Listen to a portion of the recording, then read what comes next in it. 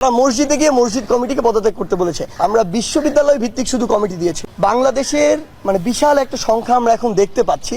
হঠাৎ করে আওয়ামী লীগ বিলুপ্ত হয়ে যাওয়ার ফলে, বিলুপ্ত বলতে আমি এমনটি বোঝাচ্ছি ক্ষমতার পতন হওয়ার ফলে, যখন বর্তমানে একটি অন্তর্বর্তীকালীন সরকার রয়েছে, বিশাল একটি সুবিধাবাজ গোষ্ঠী যারা সবসময় সবার আসলে যখন যেখানে পায় তখন সেখানকার খায়, এমন চরিত্রের বিশাল একটি গোষ্ঠী এখন আসলে, তার আগে ছিল ছাত্রলীগ, যুবলীগ, আওয়ামী লীগ, এখন একটি নতুন রূপ ধারণ করেছে।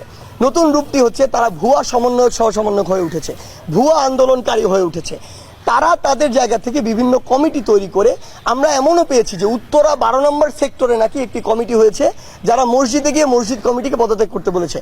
অথচ আমরা বিশ্ববিদ্যালয় ভিত্তিক শুধু কমিটি দিয়েছিলাম আমাদের জায়গা থেকে, শিক্ষা প্রতিষ্ঠান ভিত্তিক।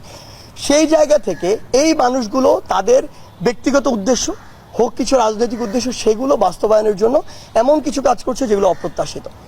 আমাদের জায়গা থেকে আমরা মনে করি যে বৈষম্য বিরোধী ছাত্র আন্দোলন যারা সমন্বয়কদেরকে আপনারা দেখেছেন এই বিগত 1.5 মাসের অধিক সময়, কোনো একজন সম্পর্কে আপনারা যে অভিযোগগুলো করছেন এগুলো যদি করতে পারেন, ইভেন আমার সম্পর্কেও যদি করতে পারেন, আমরা কথা দিচ্ছি ওই একজনের দায় নিয়ে তাকে পদত্যাগ করিয়ে তার জন্য আইনগত যে ব্যবস্থা নেয় আমরা সেটি নিব।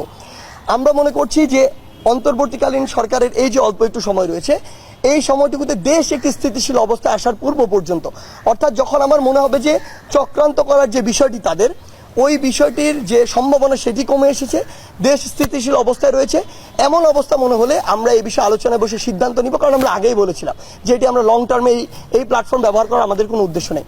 তখন আমরা এটি সিদ্ধান্ত নিয়ে যা করার এই প্ল্যাটফর্মটি নিয়ে সেটি সিদ্ধান্ত নিয়ে আপনাদের সবাইকে ডেকে আমরা জানিয়ে দিব, শেষ করে জানিয়ে দিব। এবং আমরা এটি স্পষ্ট করে বলি কেন আমরা এটি বলছি। কারণটা হচ্ছে, এখনো আপনারা সবাই জানেন, আমরাও জানি, অর্থনৈতিকভাবে হোক, আইন শৃঙ্খলার দিক থেকে হোক, বাংলাদেশ স্থিতিশীল অবস্থা আসেনি।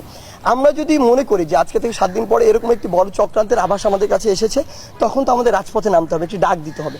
সেই জায়গা থেকে এই স্থিতিশীল অবস্থাটি আসার জন্য আমরা অপেক্ষা করছি।